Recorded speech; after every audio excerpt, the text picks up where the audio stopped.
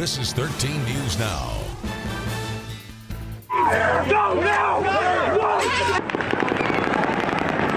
We are getting chilling new glimpses into the chaos that happened during the Las Vegas massacre. Thank you for joining us for 13 News Now at noon. I'm Lucy Bustanate. And I'm Andre Sr. As steers still fall at vigils across the country for the dozens of lives lost, the investigation is pushing forward. And amid that search for a cause, a disturbing pattern has emerged about the shooter. They think that he planned similar attacks at other major venues across America. Marcy Gonzalez is following the investigation in Las Vegas. Officials tell ABC News investigators trying to figure out whether the Las Vegas mass murderer acted alone now believe the woman he was seen with in the days before the attack was a prostitute. Authorities still believe Stephen Paddock may have had an accomplice based on the elaborate planning of Sunday night's rampage, the amount of guns in his hotel room, and officials say because some of the ammo was bought under someone else's name. There's people that know this individual. There's people that could help us understand this individual.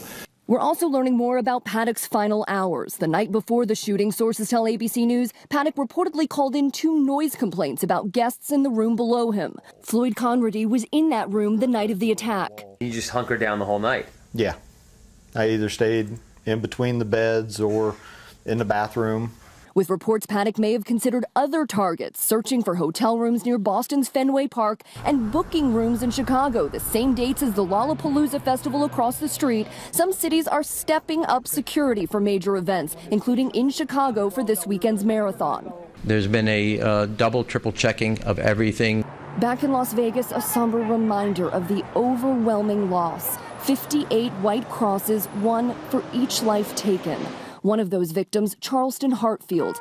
Thousands gathering last night to honor the Army veteran, police officer, and father of 3.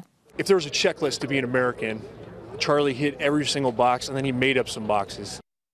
And donations to help the victims' families and the survivors are still pouring in, with more than $9.5 million raised so far.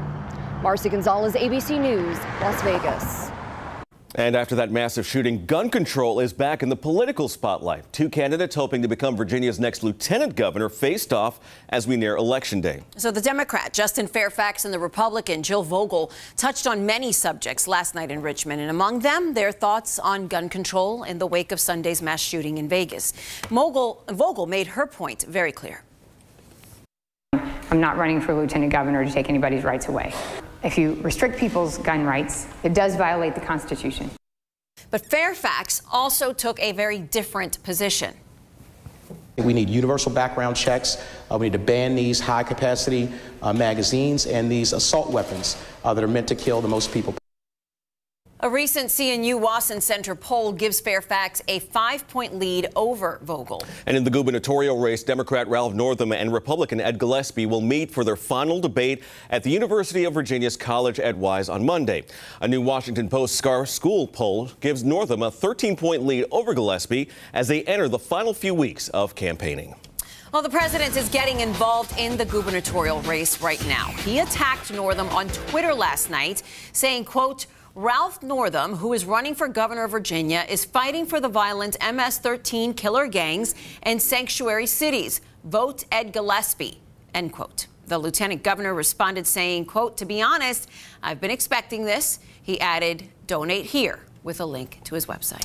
Well, you've still got 10 days to register to vote or update your voter information, such as your address.